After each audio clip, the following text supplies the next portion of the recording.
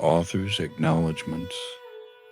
I am deeply indebted to Miss L.V. Pratt for her long editorial labors over the manuscript of this book. My thanks are due also to Miss Ruth Zahn for preparation of the index, to Mr. C. Richard Wright for permission to use extracts from his Indian travel diary, and to Dr. W. Y. Evans Wentz for suggestions and encouragement. Paramahansa Yogananda, October 28, 1945, Encinitas, California.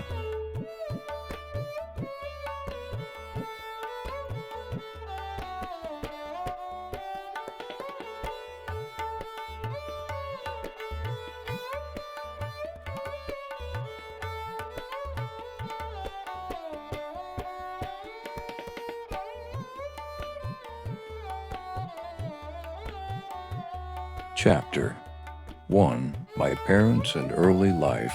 The characteristic features of Indian culture have long been a search for ultimate verities and the concomitant disciple-guru 1-to-2 relationship. My own path led me to a Christ-like sage whose beautiful life was chiseled for the ages. He was one of the great masters who are India's sole remaining wealth. Emerging in every generation, they have bulwarked their land against the fate of Babylon and Egypt.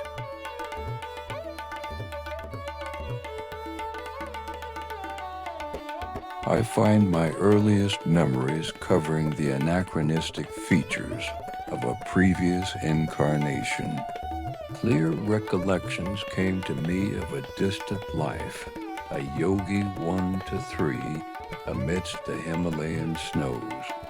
These glimpses of the past, by some dimensionless link, also afforded me a glimpse of the future. The helpless humiliations of infancy are not banished from my mind. I was resentfully conscious of not being able to walk or express myself freely. Prayerful surges arose within me as I realized my bodily impotence.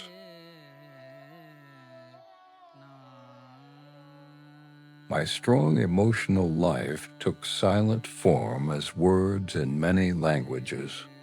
Among the inward confusion of tongues, my ear gradually accustomed itself to the circumambient Bengali syllables of my people, the beguiling scope of an infant's mind, adultly considered limited to toys and toes.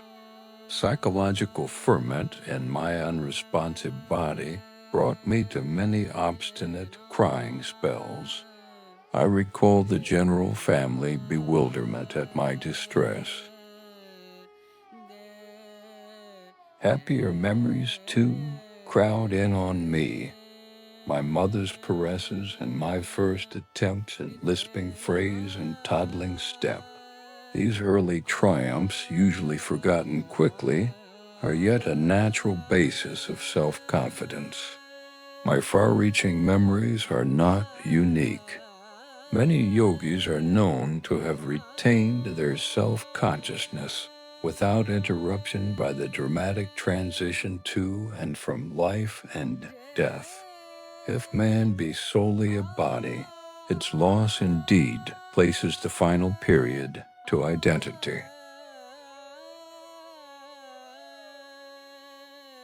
But if prophets down the millenniums spake with truth, man is essentially of incorporeal nature. The persistent core of human egoity is only temporarily allied with sense perception. Although odd, clear memories of infancy are not extremely rare. During travels in numerous lands, I have listened to early recollections from the lips of voracious men and women. I was born in the last decade of the 19th century and passed my first 8 years at Gorakhpur. This was my birthplace in the United Provinces of northeastern India. We were 8 children, 4 boys and 4 girls. I Mukunda Lal Ghosh, 1 to 4, was the second son and the 4th child. Father and mother were Bengalis of the Kshatriya caste. 1 to 5, both were blessed with saintly nature. Their mutual love, tranquil and dignified, never expressed itself frivolously. A perfect parental harmony was the calm center for the revolving tumult of 8 young lives. Father Bhagavadikaran Ghosh was kind, grave, at times stern. Loving him dearly, we children yet observed a certain reverential distance. An outstanding mathematician and logician, he was guided principally by his intellect. But mother was a queen of hearts and taught us only through love. After her death, father displayed more of his inner tenderness. I noticed then that his gaze often metamorphosed into my mother's. In mother's presence, we tasted our earliest bittersweet acquaintance with the scriptures.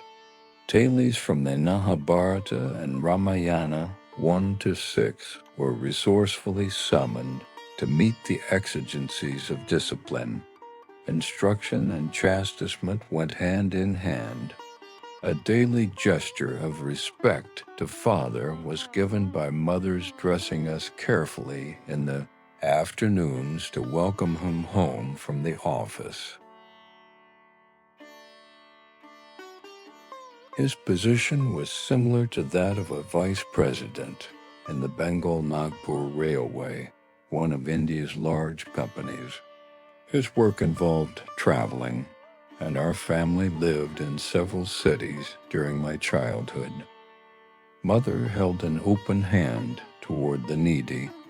Father was also kindly disposed, but his respect for law and order extended to the budget. One fortnight mother spent in feeding the poor more than father's monthly income. All I ask, please, is to keep your charities within a reasonable limit. Even a gentle rebuke from her husband was grievous to mother. She ordered a hackney carriage, not hinting to the children at any disagreement. Goodbye. I am going away to my mother's home. Ancient ultimatum. We broke into astounded lamentations. Our maternal uncle arrived opportunely. He whispered to father some sage counsel, garnered no doubt from the ages. After father had made a few conciliatory remarks, mother happily dismissed the cab.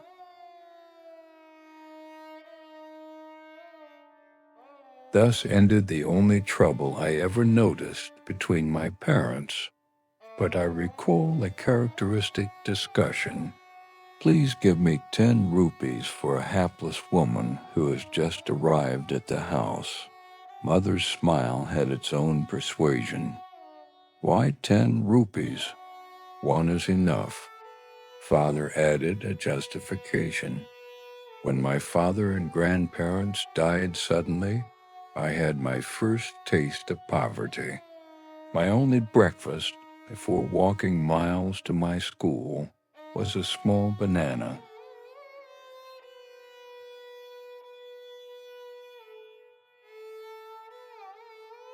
Later at the university, I was in such need that I applied to a wealthy judge for aid of 1 rupee per month. He declined, remarking that even a rupee is important. How bitterly you recall the denial of that rupee. Mother's heart had an instant logic. Do you want this woman also to remember painfully your refusal of 10 rupees which she needs urgently? You win. With the immemorial gesture of vanquished husbands, he opened his wallet. Here's a 10 rupee note.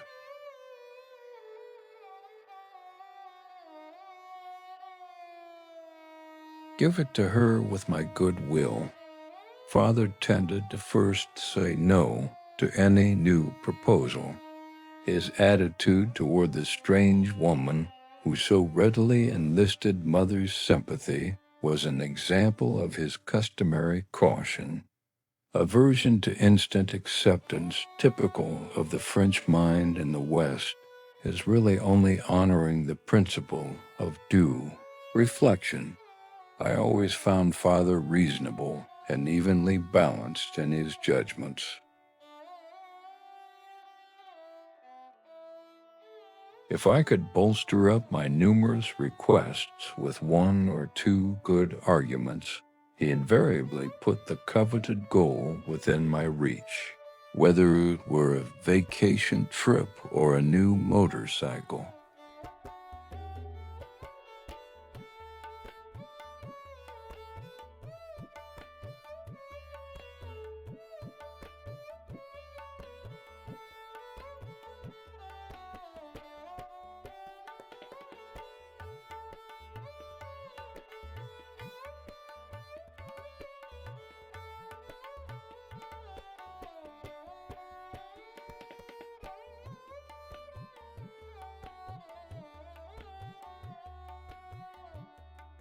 Father was a strict disciplinarian to his children in their early years, but his attitude toward himself was truly Spartan.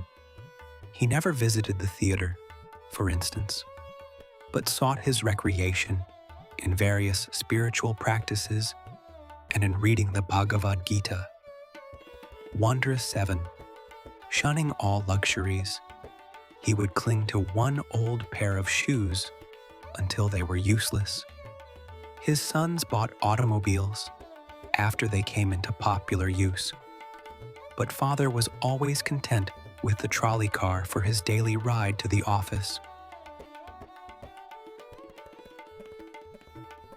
The accumulation of money for the sake of power was alien to his nature. Once, after organizing the Calcutta Urban Bank, he refused to benefit himself by holding any of its shares. He had simply wished to perform a civic duty in his spare time. Several years after Father had retired on a pension, an English accountant arrived to examine the books of the Bengal Nagpur Railway Company. The amazed investigator discovered that Father had never applied for overdue bonuses.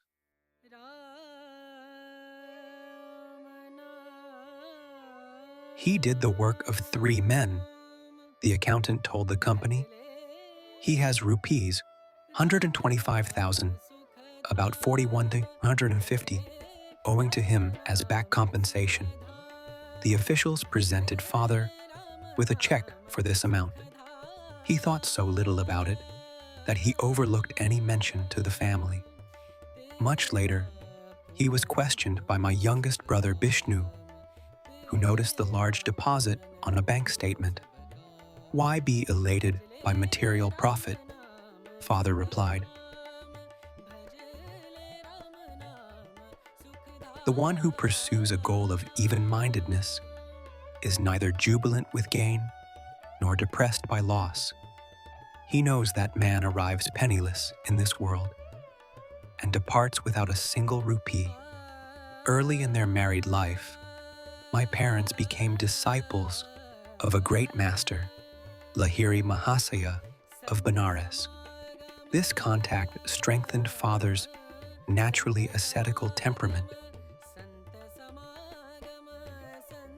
Mother made a remarkable admission to my eldest sister Roma. "Your father and myself live together as man and wife only once a year for the purpose of having children." Father first met Lahiri Mahasaya through Abhinash Babu, 108, an employee in the Gorakhpur office of the Bengal Nagpur Railway. Abhinash instructed my young ears with engrossing tales of many Indian saints.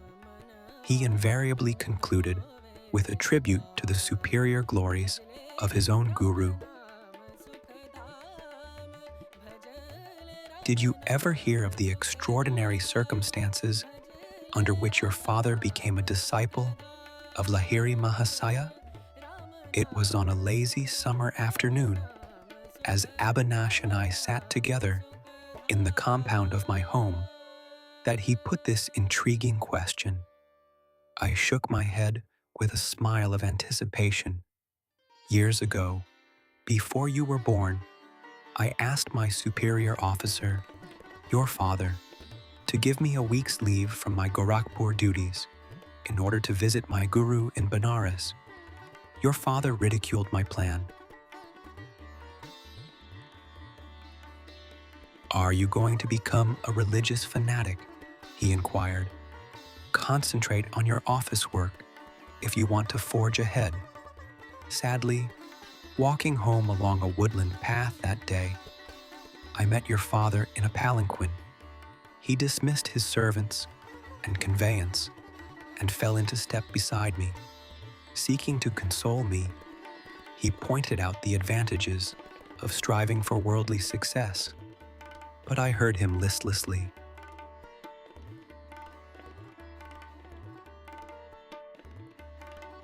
My heart was repeating, Lahiri Mahasaya, I cannot live without seeing you.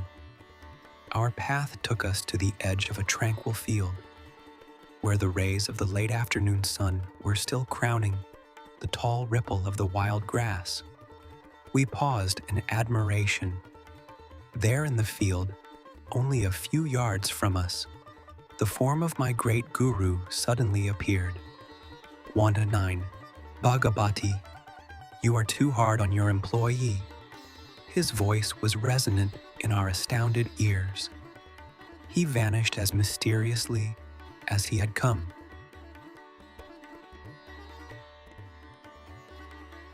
On my knees, I was exclaiming, Lahiri Mahasaya! Lahiri Mahasaya! Your father was motionless with stupefaction for a few moments. Abhinash, not only do I give you leave, but I give myself leave to start for Benares tomorrow. I must know this great Lahiri Mahasaya, who is able to materialize himself at will in order to intercede for you. I will take my wife and ask this master to initiate us in his spiritual path. Will you guide us to him? Of course. Joy filled me at the miraculous answer to my prayer and the quick, favorable turn of events. The next evening, your parents and I entrained for Benares. We took a horse cart the following day, and then had to walk through narrow lanes to my guru's secluded home. Entering his little parlor, we bowed before the master and locked in his habitual lotus posture. He blinked his piercing eyes and leveled them on your father. Bhagavati, you are too hard on your employee. His words were the same as those he had used 2 days before in the Gorakhpur field. He added, I am glad that you have allowed Abhinash to visit me, and that you and your wife have accompanied him. To their joy, he initiated your parents in the spiritual practice of Kriya Yoga. 1 to 10. Your father and I, as brother disciples, have been close friends since the memorable day of the vision. Lahiri Mahasaya took a definite interest in your own birth. Your life shall surely be linked with his own. The master's blessing never fails. Lahiri Mahasaya left this world shortly after I had entered it. His picture, in an ornate frame, always graced our family altar in the various cities to which father was transferred by his office. Many a morning and evening found mother and me meditating before an improvised shrine, offering flowers dipped in fragrant sandalwood paste. With frankincense and myrrh, as well as our united devotions, we honored the divinity which had found full expression in Lahiri Mahasaya. His picture had a surpassing influence over my life. As I grew, the thought of the master grew with me. In meditation, I would often see his photographic image emerge from its small frame and, taking a living form, sit before me. When I attempted to touch the feet of his luminous body, it would change and again become the picture. As childhood slipped into boyhood, I found Lahiri Mahasaya transformed in my mind from a little image, cribbed in a frame, to a living, enlightening presence. I frequently prayed to him in moments of trial or confusion, finding within me his solacing direction. At first I grieved because he was no longer physically living. As I began to discover his secret omnipresence, I lamented no more.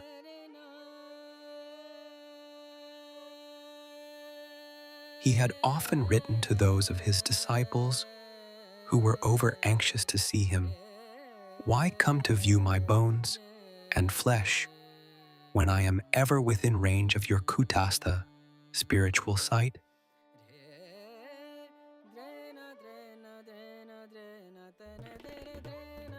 I was blessed about the age of 8 with a wonderful healing through the photograph of Lahiri Mahasaya. This experience gave intensification to my love. While at our family estate in Ichapur, Bengal, I was stricken with Asiatic cholera. My life was despaired of. The doctors could do nothing. At my bedside, Mother frantically motioned me to look at Lahiri Mahasaya's picture on the wall above my head. Bow to him mentally. She knew I was too feeble even to lift my hands in salutation.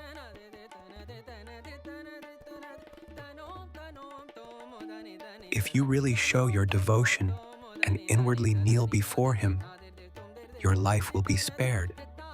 I gazed at his photograph and saw there a blinding light enveloping my body and the entire room. My nausea and other uncontrollable symptoms disappeared. I was well. At once, I felt strong enough to bend over and touch Mother's feet in appreciation of her immeasurable faith in her guru. Mother pressed her head repeatedly against the little picture.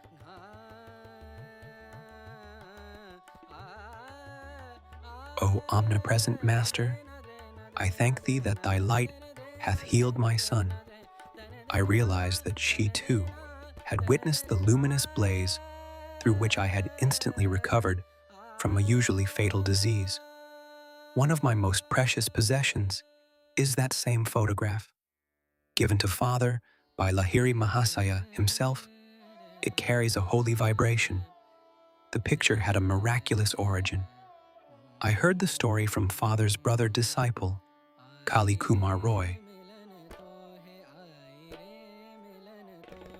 It appears that the Master had an aversion to being photographed. Over his protest, a group picture was once taken of him and a cluster of devotees, including Kali Kumar Roy. It was an amazed photographer who discovered that the plate, which had clear images of all the disciples, revealed nothing more than a blank space in the center where he had reasonably expected to find the outlines of Lahiri Mahasaya. The phenomenon was widely discussed.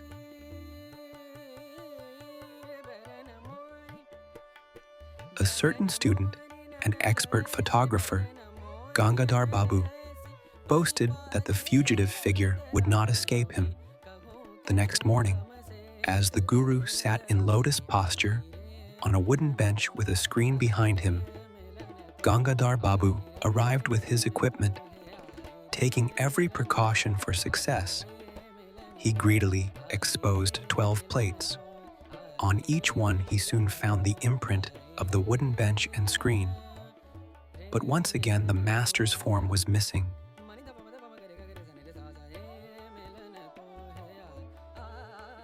With tears and shattered pride, Gangadhar Babu sought out his guru. It was many hours before Lahiri Mahasaya broke his silence with a pregnant comment. I am spirit. Can your camera reflect the omnipresent invisible? I see it cannot.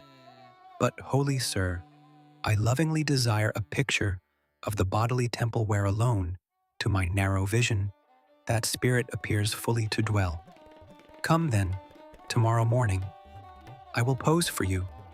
Again the photographer focused his camera.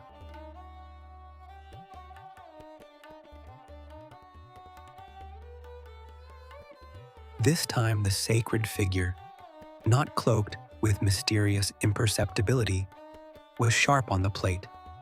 The master never posed for another picture. At least, I have seen none.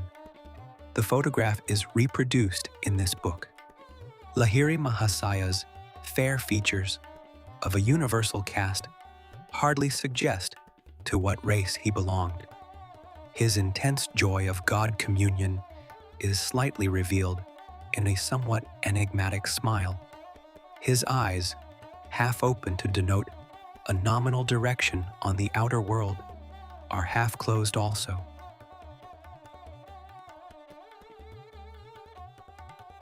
Completely oblivious to the poor lures of the earth, he was fully awake at all times to the spiritual problems of seekers who approached for his bounty. Shortly after my healing, through the potency of the Guru's picture, I had an influential spiritual vision. Sitting on my bed one morning, I fell into a deep reverie.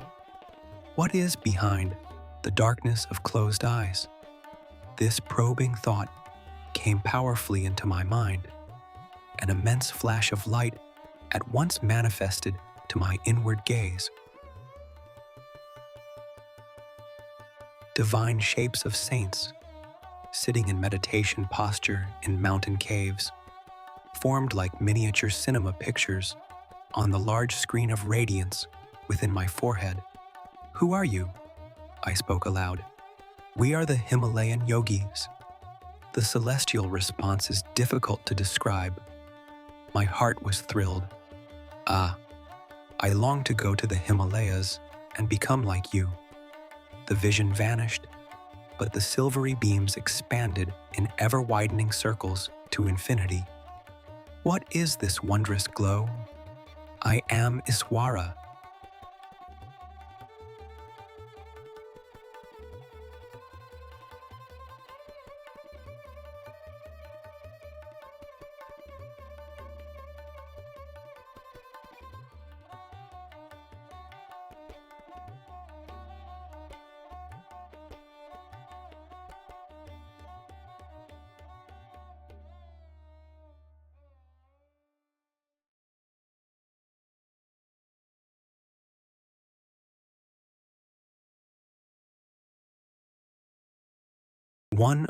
I am light.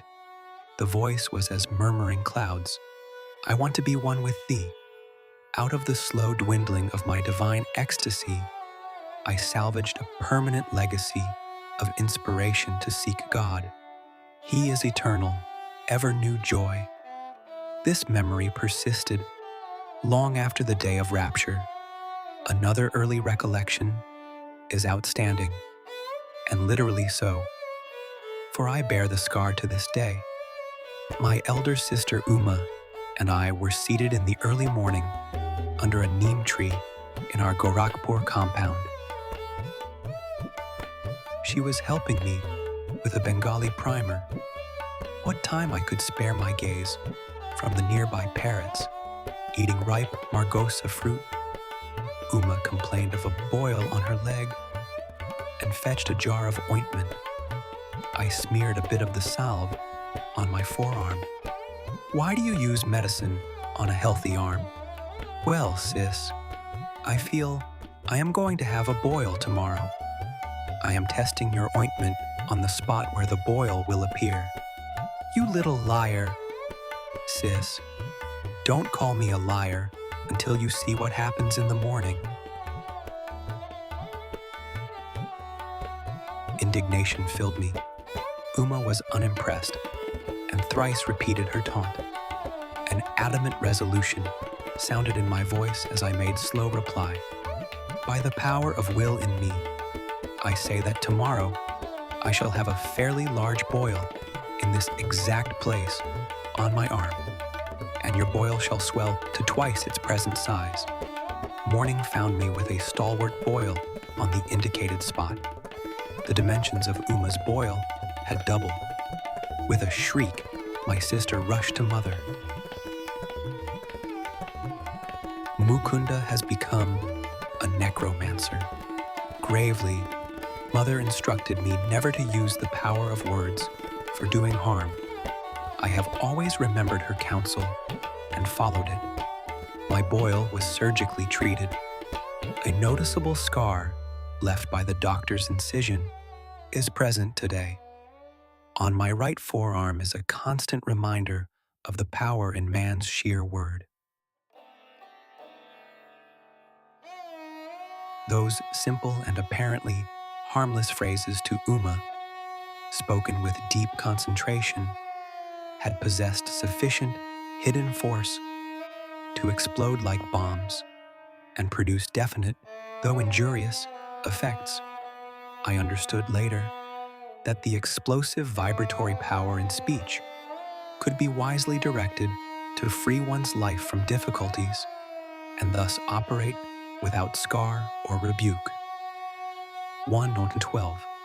Our family moved to Lahore in the Punjab. There I acquired a picture of the Divine Mother in the form of the goddess Kali.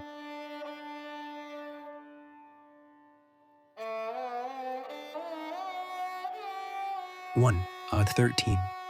It sanctified a small informal shrine on the balcony of our home. An unequivocal conviction came over me that fulfillment would crown any of my prayers uttered in that sacred spot. Standing there with Uma one day, I watched 2 kites flying over the roofs of the buildings on the opposite side of the very narrow lane. "Why are you so quiet?" Uma pushed me playfully. "I am just thinking how wonderful it is that Divine Mother gives me whatever I ask." "I suppose she would give you those 2 kites." My sister laughed derisively. "Why not?" I began silent prayers for their possession. Matches are played in India with kites whose strings are covered with glue and ground glass. Each player attempts to sever the string of his opponent. A freed kite sails over the roofs. There is great fun in catching it.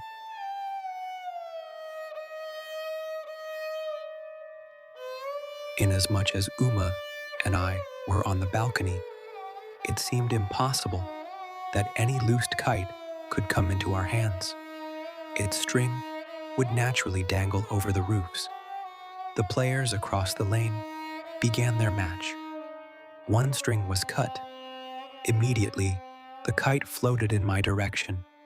It was stationary for a moment, through sudden abatement of breeze, which sufficed to firmly entangle the string with a cactus plant on top of the opposite house. A perfect loop was formed for my seizure. I handed the prize to Uma. It was just an extraordinary accident and not an answer to your prayer. If the other kite comes to you, then I shall believe. Sister's dark eyes conveyed more amazement than her words. I continued my prayers with a crescendo intensity. A forcible tug by the other player resulted in the abrupt loss of his kite. It headed toward me, dancing in the wind. My helpful assistant, the cactus plant, again secured the kite string in the necessary loop by which I could grasp it. I presented my second trophy to Uma. Indeed, Divine Mother listens to you. This is all too uncanny for me. Sister bolted away like a frightened fawn. 1-2. Spiritual teacher, from Sanskrit root gur to raise, to uplift. 1 to 3. A practitioner of yoga, union, ancient Indian science of meditation on God.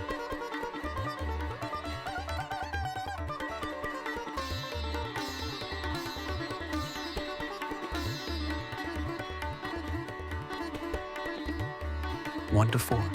My name was changed to Yogananda when I entered the ancient monastic Swami order in 1914. My guru bestowed the religious title of Paramahansa on me in 1935. See chapters 24 and 42. 1 to 5. Traditionally, the second caste of warriors and rulers. 1 to 6. These ancient epics are the hoard of India's history, mythology, and philosophy.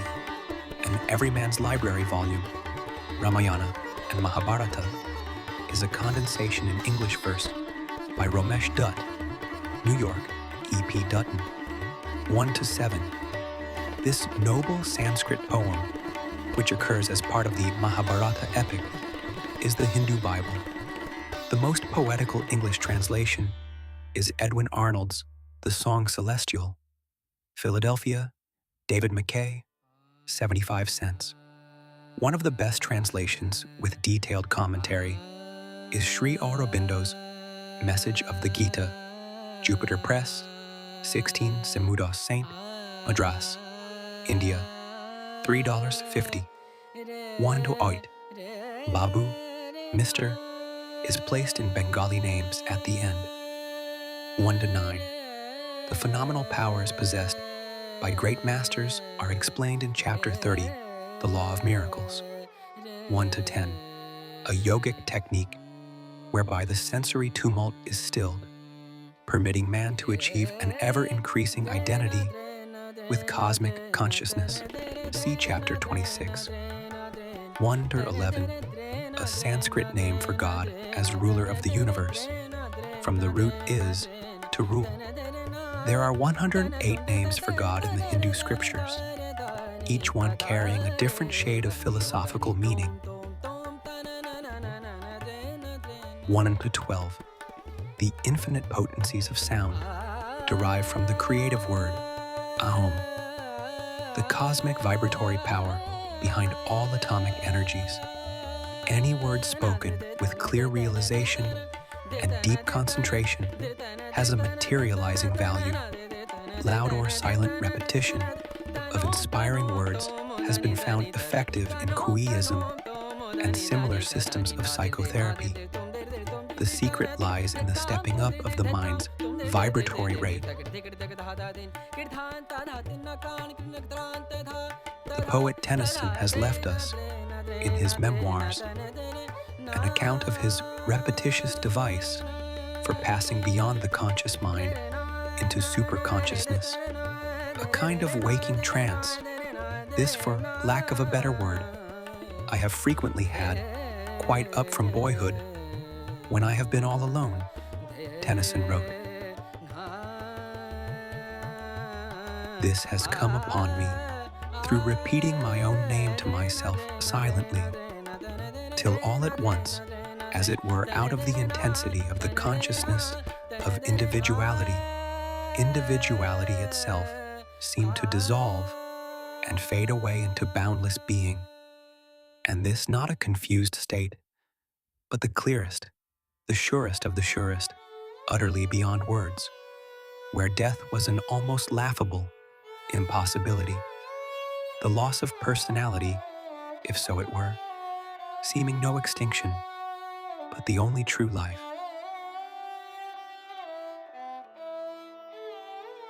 He wrote further, "It is no nebulous ecstasy, but a state of transcendent wonder associated with absolute clearness of mind."